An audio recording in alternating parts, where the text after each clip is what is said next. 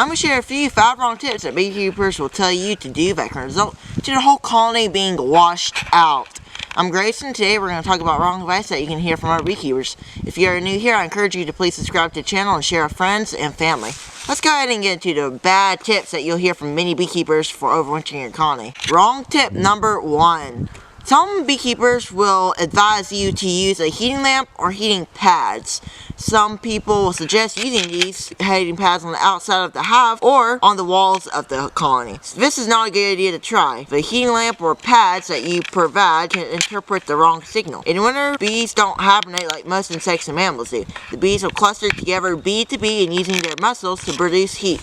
The bees on the outside of the cluster will be nearly frozen and nearly can they really move. The warm bees will pull in the cold bees and warm them up and continue the process. The heating lamp can mislead the bees to think that temperatures are warm enough to fly due to your heating lamp, and their small wing muscle freeze up and they will crash to the ground. Not a good idea to try use any heating lamp or heating pads around your colonies, and electric wiring can be harmful as well. Wrong tip number 2 is that people can tell you do not worry about ice and snow or worry about winter critters. Beekeepers will say, get your colonies fed for winter and wrap if necessary and take a trip to Florida and never worry about your bees. Well, this can be bad advice as well. If you have a snowstorm or an ice storm, it can suffocate your bees and a lack of air can kill your bees. Even though bees are not like us, they still need air to live as an organism. Now, let's talk about winter critters. Do we need to worry about winter critters at all? People in bear country are used to fighting off bears and setting up traps to help keep the bears out, but there are many different critters all across America, like coons. Coons will go into your apiary and steal anything sweet they can find, including the honey inside the colony. They'll work the lid off the colony and steal the honey and the feeder that you set on top as well.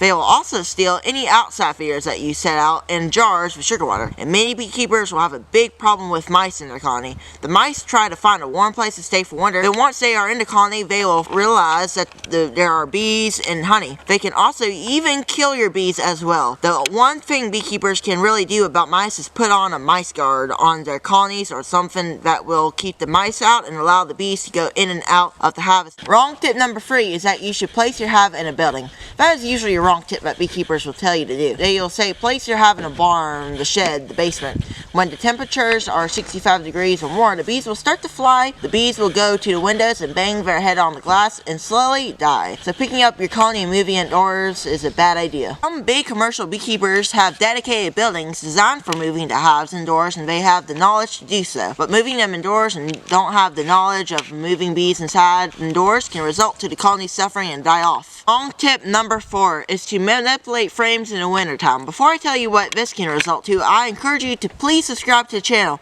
We are trying to reach 1,000 subscribers by the end of the year, so by all means, please share, like, and subscribe. That helps me a lot. First of all, taking off the lid and taking a quick peek into the colony doesn't hurt them, but if you start to pull frames of brood out, the brood will be exposed to the cold air and kill the developing pupa that is in the colony.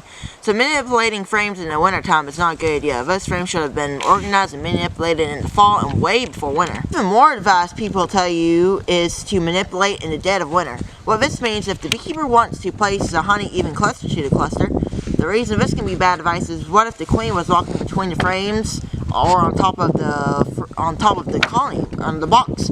If she was just at the wrong place at the wrong time and you accidentally smushed her due to going into the colony dead in winter.